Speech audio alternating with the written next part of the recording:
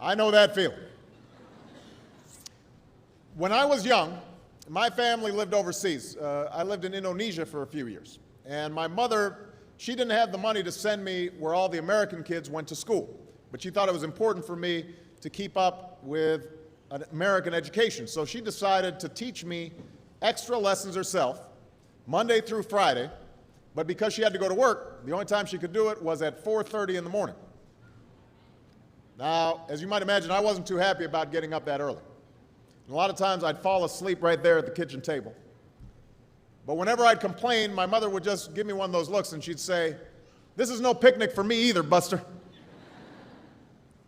So I know that some of you are still adjusting to being back at school, but I'm here today because I have something important to discuss with you. I'm here because I want to talk with you about your education and what's expected of all of you in this new school year. I've given a lot of speeches about education, and I've talked about responsibility a lot. I've talked about teachers' responsibility for inspiring students and pushing you to learn. I've talked about your parents' responsibility for making sure you stay on track and you get your homework done and don't spend every waking hour in front of the TV or with the Xbox. I've talked a lot about your government's responsibility for setting high standards and supporting teachers and principals and turning around schools that aren't working, where students aren't getting the opportunities that they deserve. But at the end of the day, we can have the most dedicated teachers, the most supportive parents, the best schools in the world, and none of it will make a difference. None of it will matter unless all of you fulfill your responsibilities. Unless you show up to those schools, unless you pay attention to those teachers, unless you listen to your parents and grandparents and other adults and put in the hard work it takes to succeed. And that's what I want to focus on today, the responsibility each of you has for your education. I want to start with the responsibility you have to yourself. Every single one of you has something that you're good at. Every single one of you has something to offer. And you have a responsibility to yourself to discover what that is. That's the opportunity an education can provide. Maybe you could be a great writer, maybe even good enough to write a book or articles in a newspaper, but you might not know it until you write that English paper, that English class paper that's assigned to you. Maybe you could be an innovator or an inventor, maybe even good enough to come up with the next iPhone or the new medicine or vaccine, but you might not know it until you do your project for your science class. Maybe you could be a mayor or a senator or a Supreme Court justice, but you might not know that until you join student government or the debate team. And no matter what you want to do with your life, I guarantee that you'll need an education to do it. You want to be a doctor or a teacher or a police officer? You want to be a nurse or an architect, a lawyer or a member of our military? You're going to need a good education for every single one of those careers. You cannot drop out of school and just drop into a good job. You've got to train for it and work for it and learn for it. And this isn't just important for your own life and your own future. What you make of your education will decide nothing less than the future of this country. The future of America depends on you. What you're learning in school today will determine whether we as a nation can meet our greatest challenges in the future. You'll need the knowledge and problem-solving skills you learn in science and math to cure diseases like cancer and AIDS, and to develop new energy technologies and protect our environment. You'll need the insights and critical thinking skills you gain in history and social studies to fight poverty and homelessness, crime and discrimination, and make our nation more fair and more free. You'll need the creativity and ingenuity you develop in all your classes to build new companies that will create new jobs and boost our economy. We need every single one of you to develop your talents and your skills and your intellect so you can help us old folks solve our most difficult problems. If you don't do that, if you quit on school, you're not just quitting on yourself, you're quitting on your country. Now, I know it's not always easy to do well in school. I know a lot of you have challenges in your lives right now that can make it hard to focus on your schoolwork. I get it. I know what it's like. My father left my family when I was 2 years old, and I was raised by a single mom who had to work and who struggled at times to pay the bills and wasn't always able to give us the things that other kids had. There were times when I missed having a father in my life. There were times when I was lonely and I felt like I didn't fit in. So I wasn't always as focused as I should have been on school. And I did some things that I'm not proud of. And I got in more trouble than I should have. And my life could have easily taken a turn for the worse. But I was lucky. I got a lot of second chances, and I had the opportunity to go to college and law school and follow my dreams. My wife, our First Lady, Michelle Obama, she has a similar story. Neither of her parents had gone to college, and they didn't have a lot of money. But they worked hard, and she worked hard so that she could go to the best schools in this country. But some of you might not have those advantages. Maybe you don't have adults in your life who give you the support that you need. Maybe someone in your family has lost their job and there's not enough money to go around. Maybe you live in a neighborhood where you don't feel safe or have friends who are pressuring you to do things you know aren't right. But at the end of the day, the circumstances of your life, what you look like, where you come from, how much money you have, what you've got going on at home, none of that is an excuse for neglecting your homework or having a bad attitude in school. That's no excuse for talking back to your teacher or cutting class or dropping out of school. There is no excuse for not trying. Where you are right now doesn't have to determine where you'll end up. No one's written your destiny for you. Because here in America, you write your own destiny.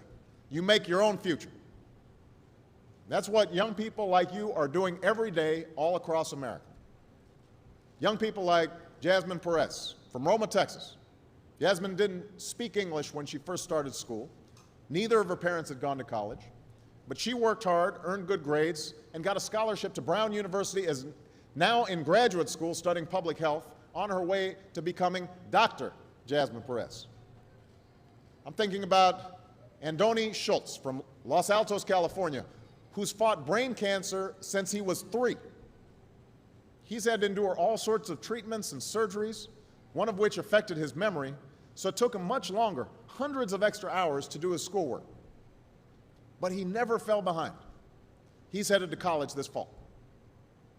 And then there's Chantel Steve from my hometown of Chicago, Illinois. Even when bouncing from foster home to foster home in the toughest neighborhoods in the city, she managed to get a job at a local health care center, start a program to keep young people out of gangs, and she's on track to graduate high school with honors and go on to college.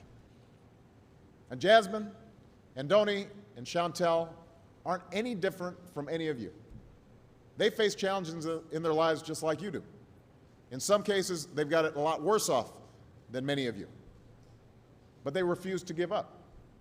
They chose to take responsibility for their lives, for their education, and set goals for themselves. And I expect all of you to do the same. And that's why today I'm calling on each of you to set your own goals for your education and do everything you can to meet them. Your goal can be something as simple as doing all your homework, paying attention in class, or spending some time each day reading a book. Maybe you'll decide to get involved in an extracurricular activity or volunteer in your community. Maybe you'll decide to stand up for kids who are being teased or bullied because of who they are or how they look. Because you believe, like I do, that all young people deserve a safe environment to study and learn. Maybe you'll decide to take better care of yourself so you can be more ready to learn. And along those lines, by the way, I hope all of you are washing your hands a lot and that you stay home from school when you don't feel well so we can keep people from getting the flu this fall and winter. But whatever you resolve to do, I want you to commit to it. I want you to really work at it. I know that sometimes you get that sense from TV that you can be rich and successful without any hard work, that your ticket to success is through rapping or basketball or being a reality TV star. Chances are you're not going to be any of those things. The truth is, being successful is hard. You won't love every subject that you study. You won't click with every teacher that you have. Not every homework assignment will seem completely relevant to your life right at this minute. And you won't necessarily succeed at everything the first time you try. That's okay. Some of the most successful people in the world are the ones who've had the most failures. J.K. Rowling, who wrote Harry Potter, her first Harry Potter book was rejected 12 times before it was finally published. Michael Jordan was cut from his high school basketball team. He lost hundreds of games and missed thousands of shots during his career. But he once said, "I have failed over and over and over again in my life, and that's why I succeed." These people succeeded because they understood that you can't let your failures define you. You have to let your failures teach you. You have to let them show you what to do differently the next time. So if you get into trouble, that doesn't mean you're a troublemaker. It means you need to try harder to act right. If you get a bad grade, that doesn't mean you're stupid. It just means you need to spend more time studying. No one's born being good at all things. You become good at things through hard work. You're not a varsity athlete the first time you play a new sport. You don't hit every note the first time you sing a song. You've got to practice. The same principle applies to your schoolwork. You might have to do a math problem a few times before you get it right. You might have to read something a few times before you understand it. You definitely have to do a few drafts of a paper before it's good enough to hand in. Don't be afraid to ask questions. Don't be afraid to ask for help when you need it. I do that every day. Asking for help isn't a sign of weakness, it's a sign of strength, because it shows you have the courage to admit when you don't know something, and that then allows you to learn something new. So find an adult that you trust, a parent, a grandparent, or a teacher, a coach, or a counselor, and ask them to help you stay on track to meet your goals. And even when you're struggling, even when you're discouraged, and you feel like other people have given up on you, don't ever give up on yourself. Because when you give up on yourself, you give up on your country. The story of America isn't about people who quit when things got tough. It's about people who kept going, who tried harder, who loved their country too much to do anything less than their best. It's the story of students who sat where you sit 250 years ago and went on to wage a revolution, and they founded this nation. Young people. Students who sat where you sit 75 years ago, who overcame a depression and won a world war, who fought for civil rights and put a man on the moon. Students who sat where you sit 20 years ago, who founded Google and Twitter and Facebook and changed the way we communicate with each other. So today, I want to ask all of you, what's your contribution going to be? What problems are you going to solve? What discoveries will you make? What will a president who comes here in 20 or 50 or 100 years say about what all of you did for this country? You know, your families, your teachers, and I are doing everything we can to make sure you have the education you need to answer these questions. I'm working hard to fix up your classrooms and get you the books and the equipment and the computers you need to learn. But you've got to do your part too. So I expect all of you to get serious this year. I expect you to put your best effort into everything you do. I expect great things from each of you. So don't let us down. Don't let your family down or your country down. Most of all, don't let yourself down. Make us all proud. Thank you very much, everybody. God bless you. God bless America. Thank you.